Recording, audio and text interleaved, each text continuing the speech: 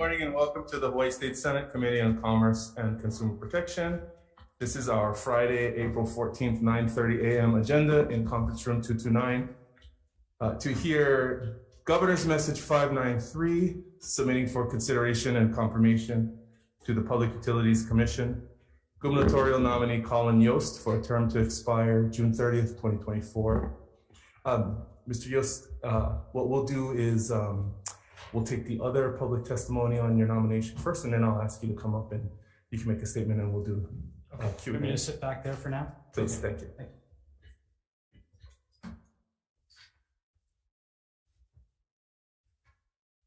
Okay, this meeting is being streamed live on YouTube, and in the unlikely event that we must abruptly end this hearing due to some sort of technical difficulty, we will try to reconvene and discuss any outstanding business on Wednesday, April 19th at 10 a.m. in conference room 225. And a public notice will be posted on the legislature's website. Testifying first in support, Ernie Lau, Board of Water Supply.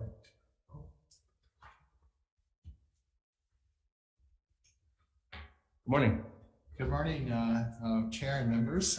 Ernie Lau, Manager and Chief Engineer from Honolulu Board of Water Supply.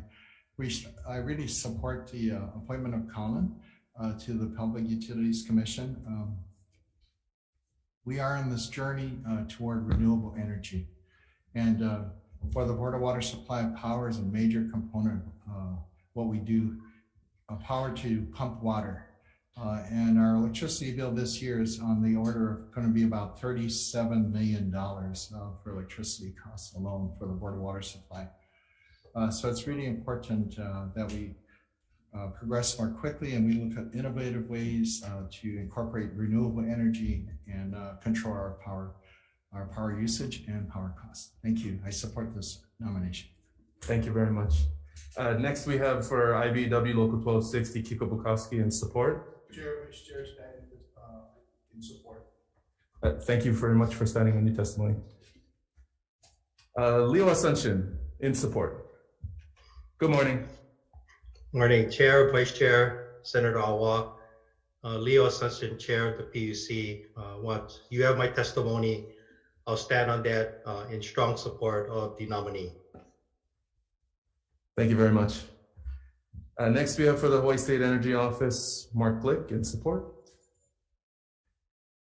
Okay, and the following individuals submitted written testimony. I know there are a number of people in the room today, so if I call your name and you'd like to come up and testify, please just raise your hand or flag me while I'm going through the names. For the DCCA, Nadine Ando in support. Governor Dr. Josh Green in support. Gwen Yamamoto Lau in support. Actually, all the individuals on this page are all in support.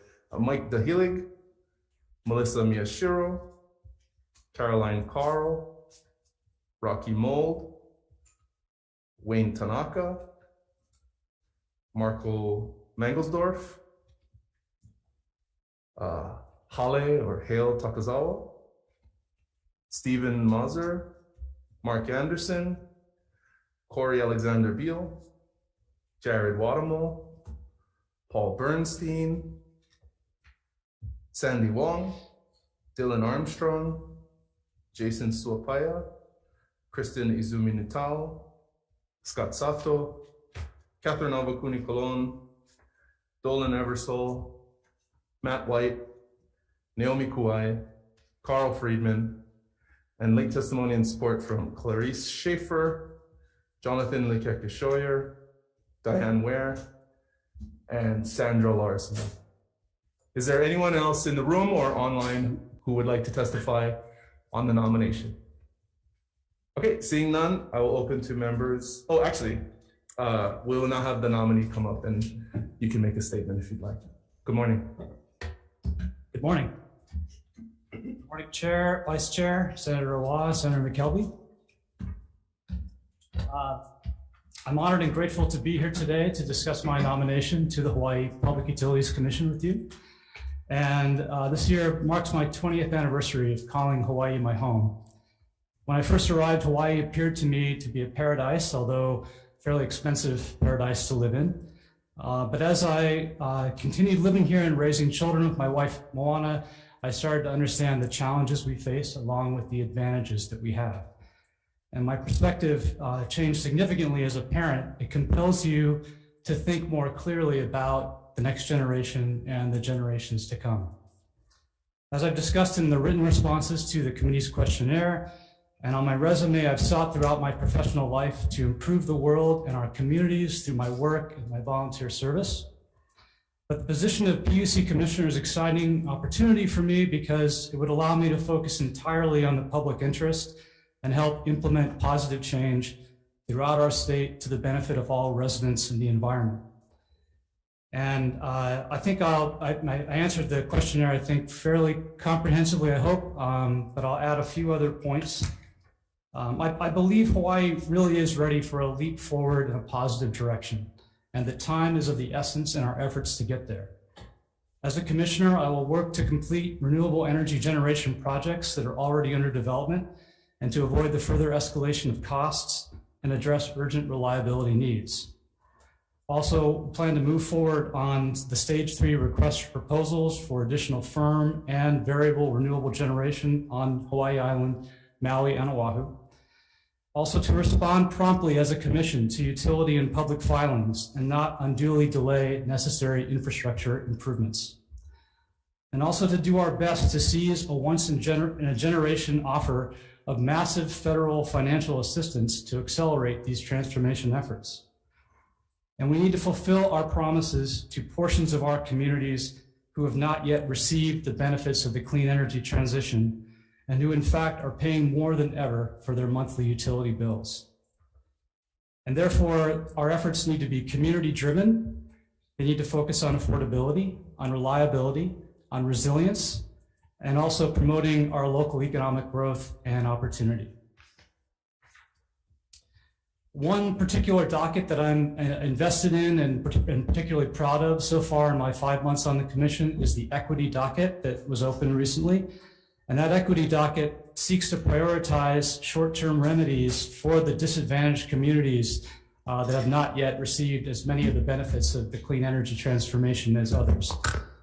There are 4 pathways in that docket that are all important. The first is improving energy affordability and direct payment assistance, equitable access to the benefits of clean energy, especially people who haven't had control of their rooftops, haven't received the same types of benefits, utility business model reforms that are more favorable to lower income communities, such as reducing the potential for disconnection, more flexible programs to help with unpaid bills, and procedural equity improvements. And this is really important to the commission, to my fellow commissioners as well, to have improved community engagement in the PUC process to get a better record before us so that we can make better decisions.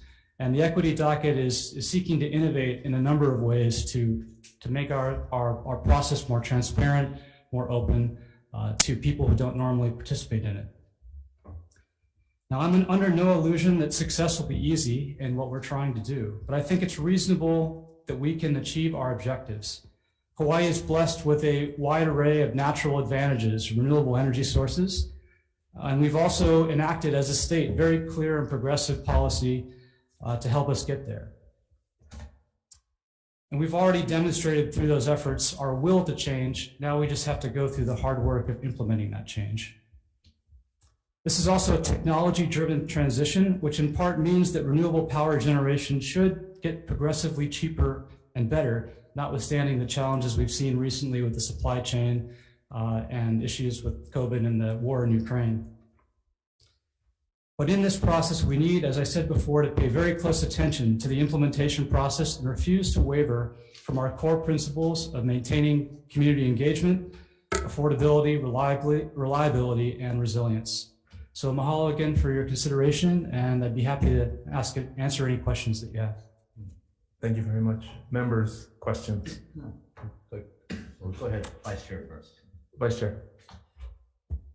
I was particularly interested in some of the comments that you identified a prior experience in which you thought that would be particularly beneficial. Could you elaborate on some of that? Because I think this this whole notion of battery storage, particularly with respect to residential and then also multifamily residential, is a very tough nut to crack. So are there any other, experiences that you can identify that you believe will help us in this arena?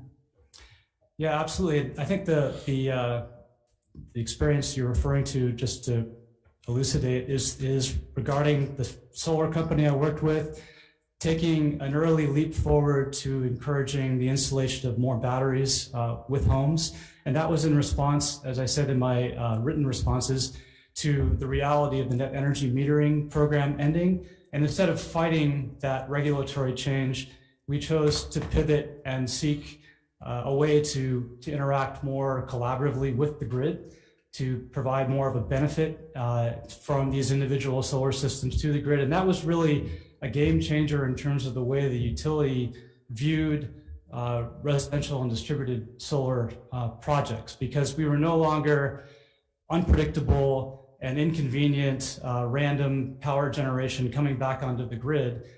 It could now be controlled, and the utility could have more say and involvement in other grid services that those smaller systems could provide.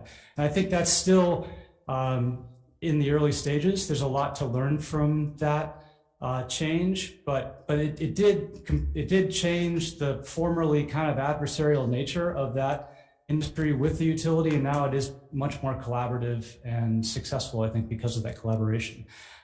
That same philosophy of not pushing against change, but seeking innovation in response to necessary change is how I approach life generally. I want to see progress. I want to see improvements. I don't want to get bogged down in fighting old battles or going over the same ground. Like, we need to move forward, and we need to move forward in a way that ideally benefits everyone, all of the major stakeholders. It's certainly my opinion now that, and even more so after joining the commission for the last 5 months, that the utility needs to be strong and successful, just as our communities need to be strong and successful. There's a mutually beneficial relationship there that needs to be encouraged and promoted. Thank you. Senator McKelvey. Oh, thank you, Chair. Thanks for being here and on your nomination. I guess one of the things I wanted to ask you about is, one of the concerns that's come up from independent power producers trying to get agreements to generate power. I mean, we were shown dockets where, the utilities basically are trying everything they can to not do PPAs with independent power producers. They want to control generation as well as transmission. And as you said earlier, to have independent power producers with PPAs utilizing new technologies will drop the cost of generation. How do you see the role of the commission on trying to bring about breaking this lack of a better word, stranglehold on generation by the utilities themselves? Well, one of the first things that the commission can do is to continue to improve its part in the process, right? To be transparent, responsive, predictable in the way that we do our job. And that means turning things around faster than we have in the past on some of these applications. Mm-hmm. But the new request for proposal stage 3 process, the utility, I think, HECO seems like they're all in on seeking effective partners from independent power producers to accelerate the transition. My sense from the utility is that they really understand the urgency. On Maui, we've got serious reliability concerns with some of the fossil fuel plants that will need to be retired because of Federal Clean Air Act obligations. And we're all very aware of how near term that is, right? It might be 3 years away or a little more than that, right? 2027. But that's tomorrow in terms of permitting and procurement and all of the other complicated, difficult things that need to be happening before you can get new generation plants up and running. And I think we all experienced, from the AES coal plant transition, how we need to double down on understanding all the consequences of transitioning from fossil fuel to renewable power, whether it's firm or variable. We've got to do a better job thinking all that through and working as early as possible to be ultra responsive and aggressive, I think, in moving along the regulatory and approval process to get these projects built. So I think the utility actually does understand that, and I mean, at least that's my impression for the last 5 months. So. Well, I have to kind of disagree. There's a biogas project which is stuck in neutral right now. A solar farm project basically lost its financing because there was no approval of it. They're getting inclinations that they want to basically to put their heels in the sand on preserving that Ma'alaya plant and have plans to keep it going for quite some time. And so that's why it's concerning. You know, we saw what happened over here with AES, that there needs to be a more aggressive stance by the commission, you know, insofar as that go. I put a bill in for Wheeling this last year, and I thank my colleagues for, you know, supporting getting out of the Senate. But during the process, the PUC testified against it, saying that there was a Wheeling docket that you guys were working on, but it hasn't been approved at all. Where do you see Wheeling, and are you going to move more aggressively to move this docket so that the state can realize some of the savings of its own generation? Yeah, you're referring to the intra-governmental Yes. Wheeling? Yeah. So personally, I support that concept strongly. And I don't think the commission, maybe it wasn't clear from our testimony, but I don't think we were opposed to the concept. We just kind of explained that there's other similar things going on, but the earlier intergovernmental Wheeling docket, I think started in 2019, never went anywhere, and it got bogged down in a bunch of objections, which, you know, as I've reviewed that record a little bit, I don't fully understand all of them, frankly. But I think there are some things that have changed since then that should help accomplish that concept in a way that everyone can live with. And one of them is the federal 30% direct pay benefit that now exists through the Infrastructure or the Inflation Reduction Act, right? That governments, even governments, can get 30% of the project cost back if they engage in building new renewable power generation. So if that benefit can be utilized by the state, I'm hopeful that we can figure out a formula where the state can save money, the ratepayers don't see their costs go up, and the state can also take advantage of areas that it controls to build more power generation. I think all those three things should be achievable. There is still that green tariff docket that's open that sort of applies only to UW, not UW, my daughter goes to UW. My son just got into UW, to University of Hawaii. That, you know, that's maybe gets us part of the way there, but that also has some kind of complexity to it that maybe needs to be simplified. But I'm open, and I know the commission is open to opening a new docket, notwithstanding that your bill, you know, didn't get through the entire legislature this session. I think we can take, you know, what you started and run with it anyway. And I'm interested in doing that in the next few months. Well, I'd really appreciate that, because, you know, DOE in particular has been just absolutely hammered. They got a certain increase in electrical bills, with a request for an extra $30 million just because of electrical rates rising over the summer. And final question, Chair, and I'll leave it at this, is that you're very well adept at renewable energy, clearly, in your history and everything else, but the PUC is far more than just renewable energy and energy dockets. You also have water carrier dockets, carrier issues. You know, can you give us your experience and carrier-related issues, you know, and what you see as some of them? There was a bill like this year that the PUC weighed in on with concern insofar as using stevedores for dockings. Of what is your background in that area, and what are some of the issues you see as being able to address in the PUC that's going to be coming before the PUC? For water specifically, I don't have a lot of experience in terms of the regulation of water carriers or transportation carriers like Young Brothers.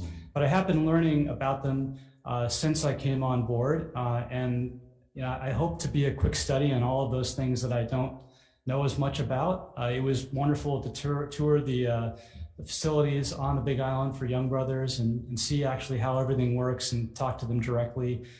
We've had a couple of dockets already relating to requests for rate increases from small water utilities. We don't regulate Oahu's major utility, obviously, Board of Water Supply.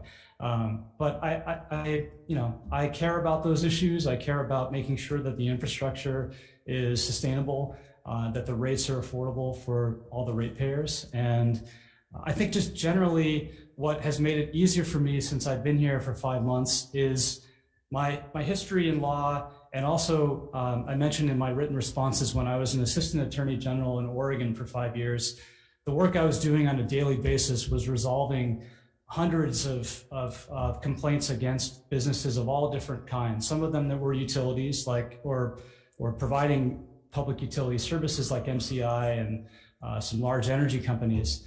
But others were just had all kinds of other issues, and I would actually act kind of as a judge in my role, even though I was a civil prosecutor, because you just had to keep things moving and get things done. And nearly all of my cases would resolve with an assurance of voluntary compliance that I would draft. And those assurances of voluntary compliance remind me a lot of the decisions and orders that we produce frequently at the commission. You have to go through the background of what happened. You have to come out with a plan of how to move forward, how to protect consumers, how to make sure that the business is being responsible and following the law. And all of that was very familiar to me. So far it's been, I don't know, I've actually enjoyed the work of commissioner more than I anticipated. I thought a little worried it was going to be dry and technical, but I've seen in everything we do that it has real impact on people's lives, and that I have to study each case very carefully to fully understand what's going on and what the right answer is for the public interest. No, I greatly appreciate that. But again, these carrier issues are important. My good friend over there from Hawaii Island in the ag community, when rate increases come through, when schedules are not adhered to, when you have the issue of LCL for our friends in Molokai and Lanai, they're very important, not to mention these independent water companies and how, the PUC oversight of them insofar as C1 goes is super important. But I appreciate you take a consumer-driven aspect and recognize that, okay, I'm not from this area, but I'm willing and have been learning in that area. So, Chair, thank you so much for your indulgence. I greatly appreciate it. Go ahead. Senator Richardson. Thank you, Chair. Good to see you again, Mr. Rios. And I'm going to springboard off of what Senator McKelvey was talking about. I appreciate your efforts and work towards the energy side, and we've had the discussions on that. But getting into the transportation side, critical and key for the success of the neighbor islands. We are dependent upon that transportation, and my special focus is agriculture. Previously, we had a 45% tariff increase with Young Brothers, and I know that I don't even think that they were inclined for that type of increase. I know they were very supportive of exempting agriculture going forward. Taking a step back and looking at, we all want in this room the same thing: a successful community, a successful state. And that means a financially successful, so we have the opportunity. It comes down to cost of living that all of this starts to fold into. From your perspective, I like the idea that you're talking about with the energy companies, collaborative. This does not need to be adversarial. It can get there later if we have to, but we can start out collaborative. From the transportation side, I know you said that your background is limited on that, but you've learned a lot. Going forward, how do we pay attention that, especially if we want to support local ag production, transportation, if you go to Texas, I think you and I talked about this, the rural roads start out FM, and that's farm to market, and then the number. They're very mindful that we have to have transportation to get our agriculture to market. Oahu is the primary market. What do you see your role to help facilitate this going forward? Thank you for that question. I completely agree that it needs to be improved. I mean, as we talked about in our earlier conversation, it's unacceptable that we import 85 to 90% of our food. We need to be much more self-sufficient and resilient in that area. I know that since I joined the commission, we did already approve a credit facility for Young Brothers that has allowed them more financial flexibility to start improving their assets. I think they're purchasing another barge that will enable them to reach more communities more frequently. I don't know that new equipment, though, is specifically focused on agriculture, but I think that it's part of the commission's responsibility to consider that as a community resource, as an important need. Whenever we're regulating any of the utilities, we've got to consider all aspects of what helps us to thrive in these islands. So Agricultural production is clearly one of them that we need to spend more time promoting. And I'm committed to doing that however I can. To some extent, we are a reactive agency, but we also have the ability to encourage or facilitate or maybe even inspire, if we start our own dockets, the actions of others to make change and make improvements in certain areas. So that is an area I agree with you, we need to focus more attention. Yeah, and I agree with your statement about we have to be, these companies need to be fiscally sound if we're going to have them. And I get that. But we have to strike this balance. And it seems like there's always been this adversarial, whether we're talking energy, transportation, whatever. And I don't think we need to stay adversarial. What we have to do is seek the solution, because I think we're actually going to save ourselves a lot of money if we approach it collaboratively as opposed to adversarially. And so am I hearing that's your direction? Absolutely. That is the way I approach the change that I try to effect. I can give you one funny early example from my life when I was in college, and I was at that time like a more radical environmentalist than I am today. I think it's easy to say I was, I don't know, not eating meat at all, wearing canvas shoes, that kind of stuff. I looked around and saw all the waste that we were throwing away. At the time, I was part of a little campus environmental group driving around in an old milk truck, picking up fraternity after, empties after parties and taking them to the recycling and getting a bunch of money for that. I did a study on how much the University of Pennsylvania could save if they stopped sending all their recyclables to the landfill and instead sent them to the recycling center, where I was taking a small percentage of them.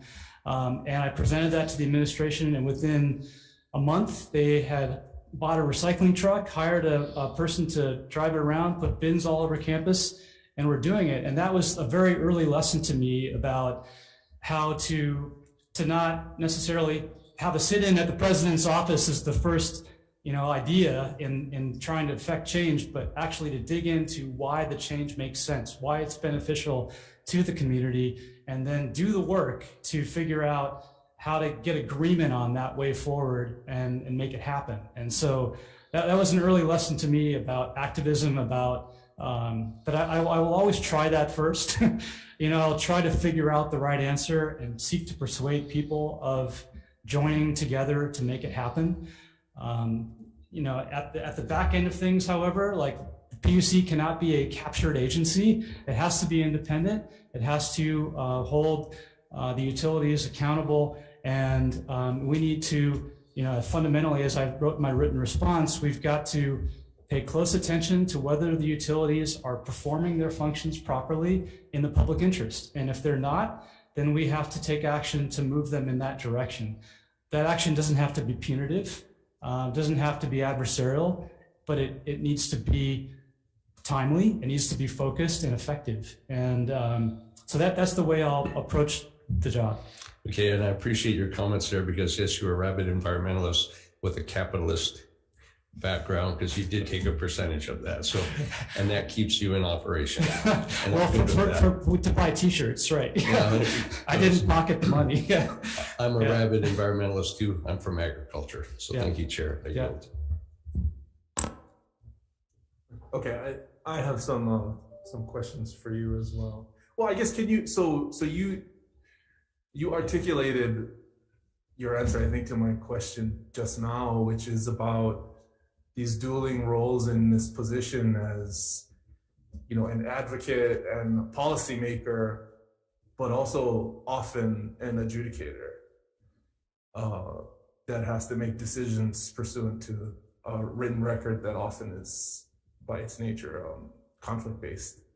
So, that's not just in the areas of transportation, or in the areas of shipping and energy. There's transportation, there's telecommunications. So can you, I guess, clarify a little more how you define the boundaries between those roles, and how you're going to try to maintain, I guess, some clear lines and transparency on those approaches, given the fact that and I don't think it's a bad thing, but you've articulated some pretty clear policy prerogatives at the table just now.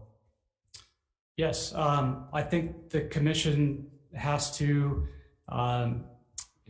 pay close attention to the record before it. We are limited by the record before us in a docket, and we have to give equal weight to everyone who's participating and providing information. We have to think, fairly and rationally and impartially about the information that's presented to us, and then take all of that and seek to make the best decision that's in the public interest. So that's kind of the judicial nature of our work, and it's extremely important that we do that transparently and responsively to the parties and in a way that's predictable. I think predictability that's one of the things I heard very early on is don't forget how critical it is for commissioners and for the PUC generally to be a predictable, rational agency, to not jump around from one priority to another without the folks that are impacted by our decisions having a sense of where we're going and why we're going there.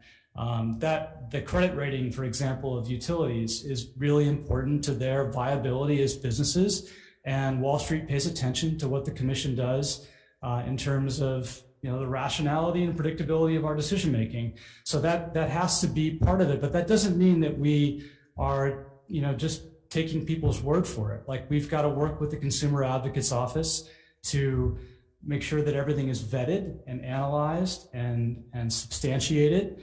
And if we don't get all the information we need to reach out and seek to get a better docket, a more complete record for our decision making. I think that's one of those advantages of the equity docket, actually, is perhaps we can become a little less of a black box to a lot of the community and be more open to people participating and communicating with us so that we can have more information that helps us make better decisions. I appreciate that answer, because like with the equity docket, if there is some clear direction and some well articulated objectives in the community interests, that does provide clarity on the private capital side. As you mentioned, I think by its nature, private financing and how you get capital and the levels of certainty that Wall Street expects so that these private businesses are able to obtain financing, it's naturally nebulous, and it's difficult for lay members of the public to believe, these additional, regulations or requirements on private utilities, monopolies, are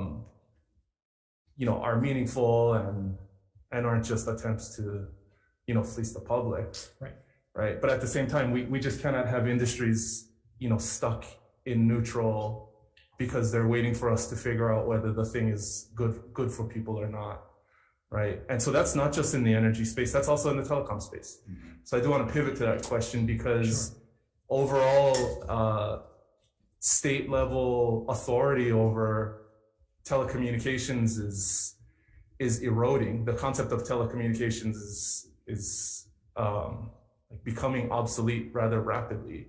And I'm wondering what's your experience there? What's your approach and feeling on that, given the fact that we are increasingly losing the ability to regulate telecommunications because everything is broadband based and the FCC has total purview over regulating it?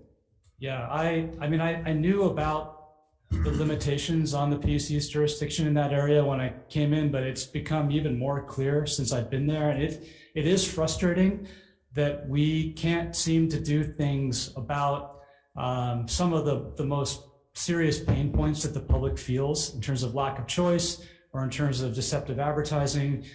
That's just not under our jurisdiction for most of it. And to the extent that we can do things here and there, it's kind of nibbling around the edges. But there's federal don't preemption. You think one of the, on the same way private capital financing certainty is all nebulous,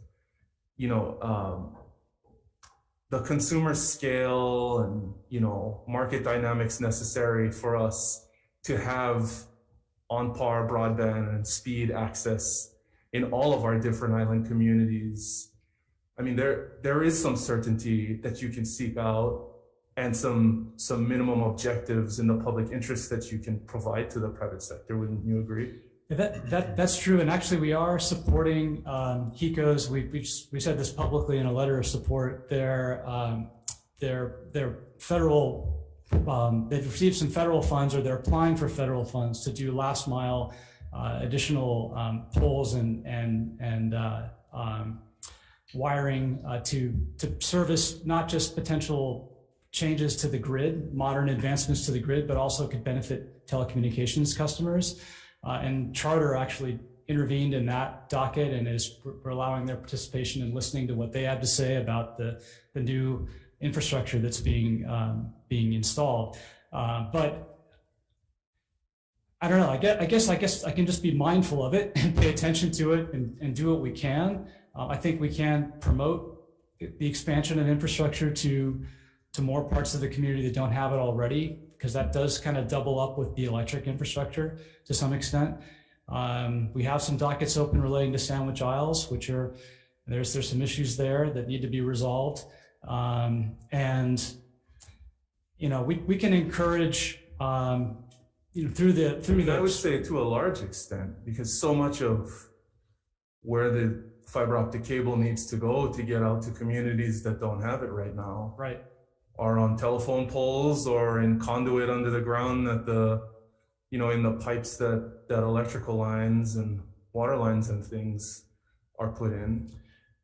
That's true, and we are encouraging those efforts to expand that infrastructure when it can double up like that. So again, I guess just I don't want to beat a dead horse, but in some of these situations you will be an adjudicator, but in the same way as in renewable energy, you are also a policymaker, and I would hope that in this position, we could have a broader and more intentional dialogue on what our expectations are in terms of service in people's homes at 7 o'clock at night, when everybody's child has 2 screens in their lap, and mom is trying to do like her emails and stuff for work. Right.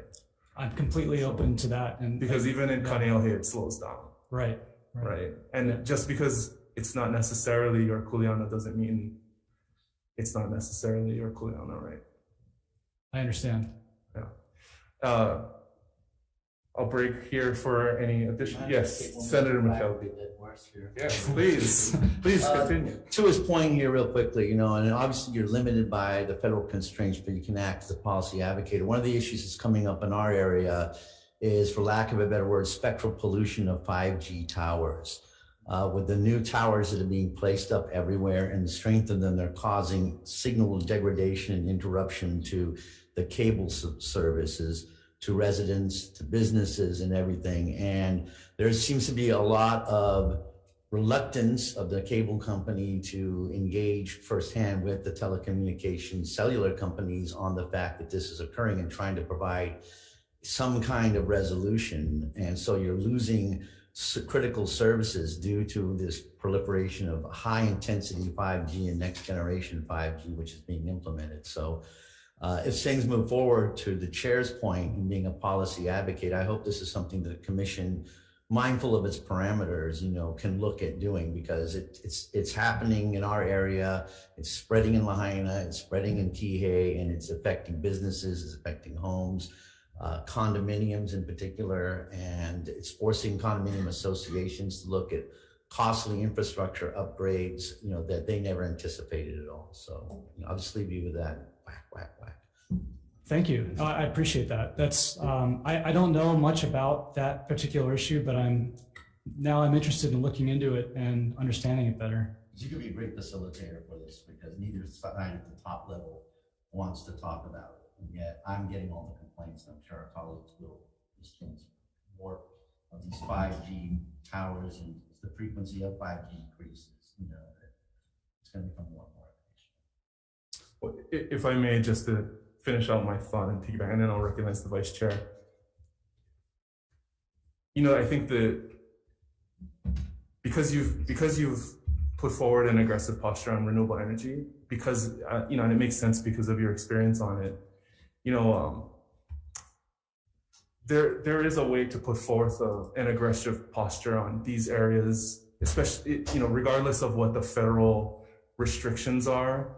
We are not a vassal state of the federal government. I prefer that we take an approach similar to Texas or California and just act as our own independent country, if necessary, in contradiction or in conflict of federal prerogatives, regardless of who's in charge in Washington. For example, California put in place their own pollution regulations around automobiles, a dozen years ago. And because they had such a large market, they significantly impacted the private industry around that, fuel efficiency and things like that. So when it comes to setting our expectations, in terms of what the outputs and what the experience of our constituents should be when they engage in these private industries, I think there is a lot that we can do within the context of our existing authority and within your authority at the PUC, regardless of who's ultimately the enforcer of the law. Wouldn't you agree? Yeah, I think, what the PUC deals with, everything we deal with, are necessities, right? These are all things that have to work well in order for our communities to thrive. And that includes telecommunications and broadband, such as you're discussing, right? So when it comes to necessities, clearly our sovereignty has more import, more significance. And our system of federalism does allow the states some flexibility in areas of necessity and police power and things of that nature. So I'm supportive of looking carefully at that and being an advocate for our people. That's why we're here. Thank you, Vice Chair. Thank you. Maybe we can help move some of the opportunities in this area. In the state's basic Chapter 269 provisions, we do have sort of language that would allow the PUC to take a leadership role in really expanding upon some of the universal service types of programs that could be developed. And one of the things that we had focused on in the past was, rural areas or other kinds of communities in which telecommunications was being impaired. And in today's times, telecommunications has become so fundamental. It may be that the PUC will be a leader in charting new territory using some of the authority that has always been under its jurisdiction. So we'll look forward to some of your creative problem solving in that arena. All right, I hope to help. And obviously the pandemic brought it home for us, right? We saw all the kids try to learn remotely, and a lot of them didn't have adequate broadband or interconnection to be able to actually stream their classes or get the same experience. And we had a real divide between the wealthier parts of our community and the less lower income parts. And that's not acceptable, right? Like, we need to have these type of basic resources available to everyone. So to the extent that I can, I'm definitely willing to help.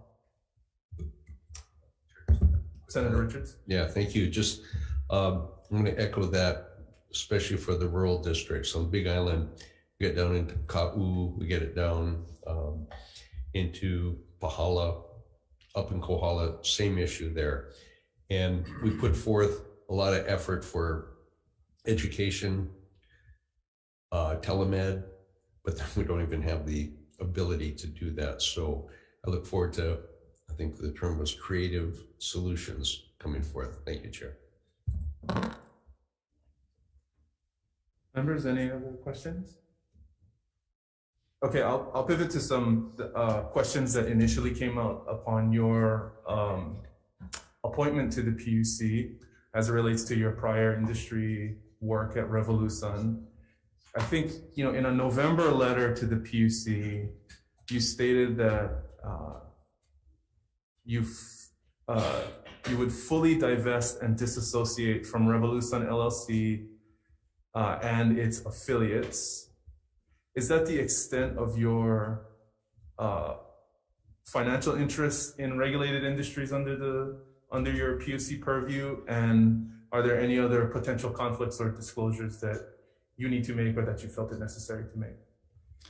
That's the only company that I had any type of financial interest in that I fully divested as of Halloween, October 31st, day before I started. It all happened kind of fast, me coming in as an interim commissioner, but I managed to make it happen. There is one other entity called Swell Energy that I don't have any financial interest in them, but I did promote their application before the PUC for grid services.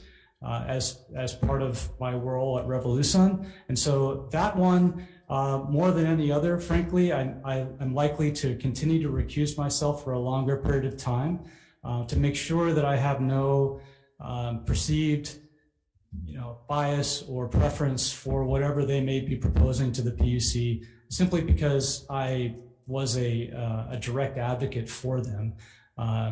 And I'm not a direct advocate for anybody now, obviously. Like, I am firmly in my role as an impartial commissioner and seek to be objective in all the decisions that I'm making, but I've got no other connections. I did have some connections, not in a financial sense, but just through my volunteer work, which I explained in those letters that I filed in various dockets. And I stopped contributing money to those organizations on October 31st. I resigned from any boards that I was on. I've got no overlapping involvement, nor will I, as long as I'm serving in this position. And just to clarify for those of us who may not have a full comprehension of what divestment and disassociation means, can you just describe your attachment to those organizations and what exactly you did? Yes. So I had in Revolution, I had an equity stake of about 20%, and I sold it to my partners fully. So that financial divestment is full and final. I also had, obviously, roles as I had some other stock and equity in kind of related smaller entities relating to Revolution, and I also sold and divested of all of those formally and fully. And then any role that I had as an officer or any other type of association, I resigned from all of those roles.